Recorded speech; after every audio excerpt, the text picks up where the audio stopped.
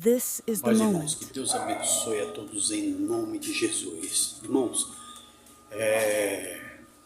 muitos no sistema religioso, aliás, o sistema religioso, né, e os líderes, eles costumam dizer, principalmente usar o livro de Hebreus, um versículo mais específico, 10:25, que diz assim: não deixemos de congregar-nos como é costume de alguns. Veja bem, aí eles dizem, você tem que vir aqui para o salão religioso, né, que eles chamam de igreja. Igreja são pessoas, né, mas vamos falar de fato do que se trata aquilo, de um salão religioso. Então ele diz que você tem que vir aqui para o salão religioso, porque está escrito, não deixemos de congregar-nos, e fala de um tom como se estivesse empunhando uma obrigação e uma lei para as pessoas. Mas veja bem, irmãos, aí nas entrelinhas é que está o pulo do gato, queridos. Por quê?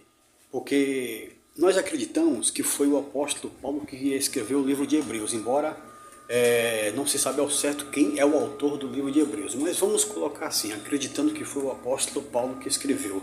Quando Paulo escreveu aquilo, ou como está em Hebreus 10:25, quem escreveu, irmãos, não tinha em mente naquela época de instituição religiosa CNPJ, irmãos. Pare e pensa, usa a tua cabeça, queridos.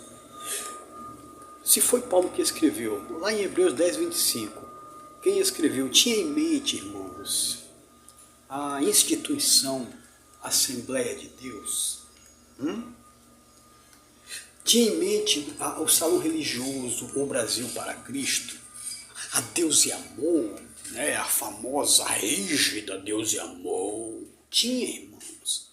Universal, presbiteriana, batista, metodista. Entende, queridos? Igreja da Graça, Igreja Mundial. Em Hebreus, quem escreveu aquilo, se foi o apóstolo Paulo, ele tinha em mente dessas instituições, irmãos. Ou até mesmo a católica também, que na época nem existia, né? Será que eles tinham em mente quem escreveu isso em Hebreus 10:25? Lógico que não, irmãos. Não existia instituição.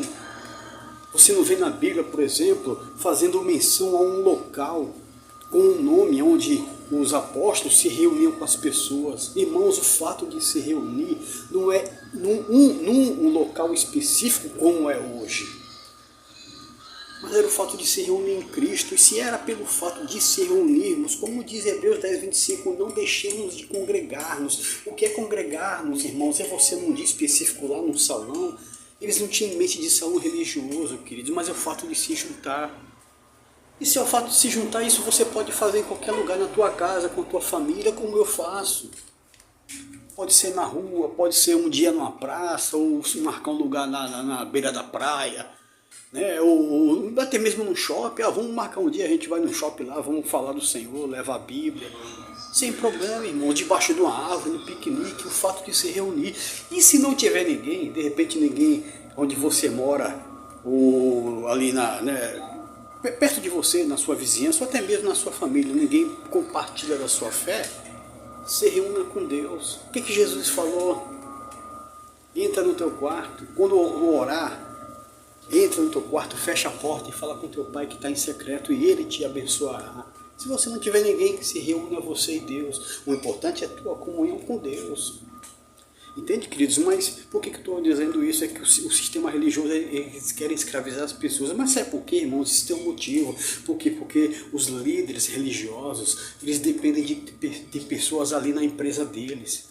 Nesses locais que são meras empresas com a placa registrada em cartório. Por quê? Porque é daí que provém o sustento deles. A vida boa que eles dão para a família deles. Né? As bolsas caras que eles compram para suas esposas.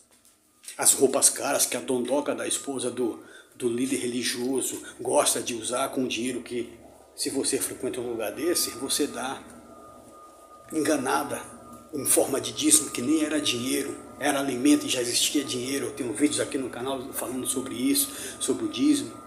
Entende? Então eles precisam disso, das ofertas que vocês dão. Quem frequenta esses lugares, muitas das vezes oferta em forma de sacrifício, de campanha, que nem os apóstolos fizeram esse tipo de coisa, irmãos.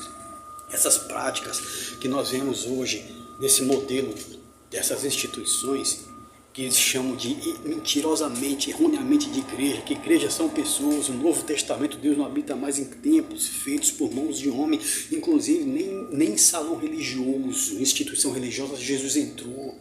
Olha aí o que diz aí em Hebreus 9:24, que Jesus não entrou em casa feita, em templo feito por mãos de homem, é exemplo do verdadeiro. Então, nesses lugares Jesus entrou. Olha aqui, irmãos, Jesus não está em estrutura, irmãos, em pedra, em cimento, areia e bloco, rebocado, pintado, ou de madeirite, seja lá o que for. Você é templo. Se existe um templo que tem que ser cuidado, que tem que ser tratado, é você, sou eu, nós somos a morada de Deus.